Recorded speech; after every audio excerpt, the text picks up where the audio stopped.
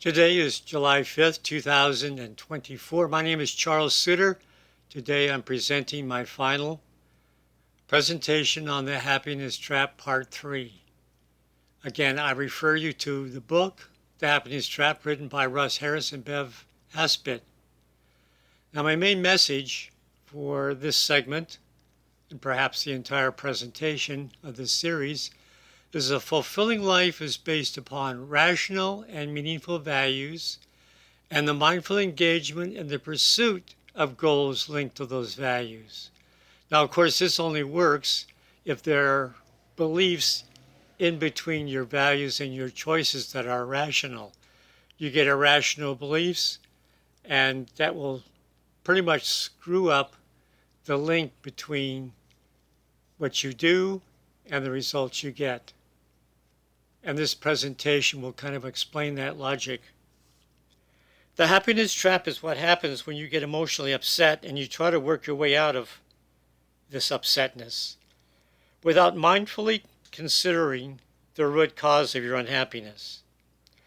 Unhappiness is most often caused by a combination of adversity, where events in the outer world don't conform to your preferences and your rational beliefs about those events, which you presume is causing your emotional distress. In other words, the outside world doesn't necessarily cause emotional distress. That's how you think about it.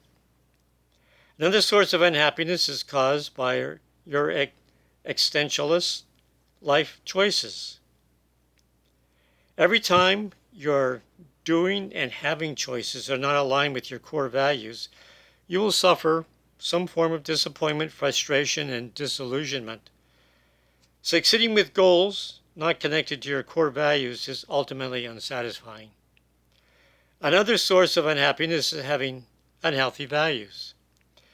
Not everything you value in life is particularly valuable, and hence do not add value to your life. The key test of both your values and beliefs is how your happiness is affected by what you do and what you have. So if what you do and what you have is not leading to happiness, there's something wrong either with your values or your beliefs. So if your life choices are not bringing you satisfaction and joy, then you have to look to your inappropriate values, beliefs, and choices as the potential root cause. However, there is a way out of this happiness trap, and that's to fix the root causes of most unhappiness. The dominant cause of unhappiness is your irrational, erroneous, and distorted beliefs. Most people have reasonably good values, but don't always have reasonably good rational beliefs, especially those beliefs that you're unaware of. Now, here is the most egregious, most trouble-causing, irrational belief you can have. I'm not good enough. Good enough for what? Good enough to be who I want to be. You can reverse that irrational belief. The head is clear, leading to happiness. Proposition 1. Goals sometimes involve discomfort unless they're in line with your core values and beliefs. But let's suppose what you're doing is aligned with your core values and beliefs. And if some parts of the work leading to a goal are unpleasant, well, you just have to remind yourself of your values and do them anyway. Sometimes you just have to diffuse, in other words, disassociate, send your thoughts to a different direction when you're having and doing unpleasant, hard work, and stay connected with the values that motivate you. Now, your will to do and your motivation come from the rewards associated with your values, either in the doing or the rewards as part of the having. The first step in getting relief from emotional distress is to recognize that you are trapped in your irrational beliefs, and as long as those causal beliefs are in place, you will remain trapped and unhappy. You can't complete any fundamental personality change or achieve any meaningful goal by fighting against your negative emotions generated by emotional beliefs. Doing that just with willpower alone, feelings will eventually defeat willpower. The only way to escape the happiness trap is to change the irrational and negative beliefs in your inner world first, and then happiness will come naturally. With a change of beliefs, your feelings will turn positive and supportive, rather than resist your conscious mind's intentions. Proposition 2. You can achieve a meaningful life with ACT. ACT is the solution offered in the happiness trap, how to get out of it. ACT, it stands for accept, connect with your values, and take action. So whatever you choose to do, connect and engage fully with the values behind them. Whenever you have negative thoughts and feelings, well, here's a solution. Shift your thoughts to your values, where you can derive comfort and motivation. Work, take action on those problems you can solve. And if you can't solve them right now, then you have to accept them until you can. The ACT process works only if it leads to a restoration of healthy values, beliefs, and choices. Otherwise, accepting and connecting still keeps you locked in the happiness trap. If you don't change your irrational beliefs, you'll be spending simply too much time trying to diffuse from your negativity when you may not have negativity at all if you had rational beliefs.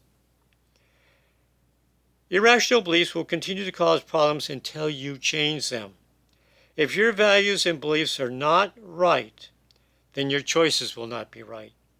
With the right choices, you will get best results, especially if you accept what you get, connect with positivity, and work for what you want. The most important step in goal achievement is to stay proactive in providing those inputs that are objectively necessary to create the output you want. Most goals are achievable, and most problems are solvable. So just because some goals and problems are hard doesn't mean you have to get upset about your lack of control. Instead, you must calmly reassess your situation from a rational perspective and determine whether some other approach might be better, such as picking another goal or accepting a problem as unsolvable and adjusting to it. Emotional distress is never a good response to adversity because it's unnecessary. It means you either have an irrational belief, such as I must be perfect, or an unrealistic and inappropriate value, which means I want to be liked and loved by everyone. It may not be achievable. Proposition 3. Acting on goals reflecting your values produces positive feelings. Values are important sources for achieving satisfaction and hence happiness. So that's why we have them. We all have values. We may not be fully aware of them all the time, but anytime you're engaging in an action that's reflective of your values, it becomes a primary source of satisfaction. Likewise, achieving goals reflective of your values is another secondary source of satisfaction. So if what you're doing provides satisfaction and happiness, then you probably have the right values and the right beliefs. Focusing on goals without considering your values will not bring lasting happiness, but ultimately disappointment and disillusionment. So you can see how important it is to stay connected to your values and rational beliefs. Only goals linked to your values can optimize your satisfaction and happiness. Satisfaction comes from doing activities that are linked to your values and having the results of success. Notice the emphasis on doing and having. If you value working with people and you enjoy any activity that allows you to work with and help people, then that will be a source of satisfaction and happiness for you. So connecting with and acting on your values can give you fulfillment now. Whenever you're feeling dissatisfied with one part of your life, you can always choose to divert some time and energy to work on doing and having in other areas of life. In other words, you have choices. Don't get locked in. Whenever you're engaged in work linked to something of value, you will be happy as you do the work and achieve value-added results. All right, my final message. Fuse and connect with positivity, that's both values and beliefs, and diffuse and disconnect with negativity that might be linked to inappropriate values and irrational beliefs. Your values and beliefs lead to choices that may or may not bring you success and happiness, depends upon if they're the right values and the right beliefs. So if you consider your life to be less successful and happy now, then perhaps you're caught in the happiness trap and unable to break free due to inappropriate values and beliefs. Since your values are more permanent and difficult to change, I recommend you start by examining and changing your inappropriate beliefs first. The 3 most important rational beliefs are, write these down, I'm okay and I'm good enough just as I am. Number 2, other people are okay. And number 3, life's okay. The opposite of these 3 beliefs are irrational and the cause of most emotional distress.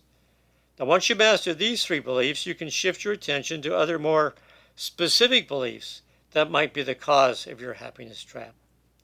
Beliefs can be changed by constantly focusing on and frequently repeating positive affirmations, again, such as, I'm okay, you're okay, life's okay.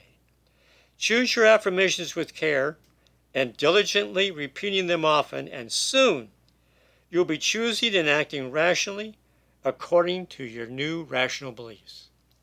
Well, that's all for now. Remember to stay positive. You'll be happier, healthier, and live longer.